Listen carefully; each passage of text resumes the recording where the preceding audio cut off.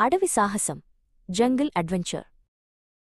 సచిన్, ప్రణీత్ అనే ఇద్దరు అన్నదమ్ములు వేసవి సెలవుల్లో తమ అమ్మమ్మ ఇంటికి వచ్చారు. వాళ్ల అమ్మమ్మ ఇల్లు ఒక పెద్ద అడవి పక్కనే ఉంది.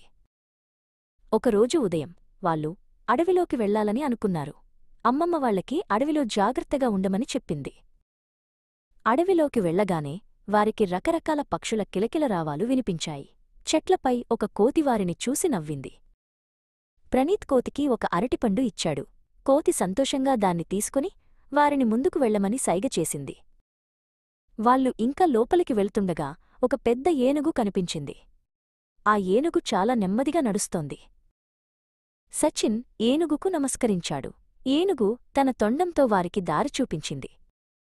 వాళ్లు ఏనుగు చూపించిన దారిలో వెళ్లారు. అక్కడ వారికి రంగురంగుల పువ్వులు, అందమైన సీతాకోకచిలుకలు కనిపించాయి.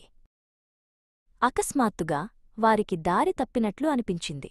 సూర్యుడు అస్తమిస్తున్నాడు. వారికి కొంచెం భయం వేసింది. అప్పుడు వారు కోతిని మళ్లీ చూశారు. కోతి వారికి దారి చూపించడానికి ముందుకు వచ్చింది.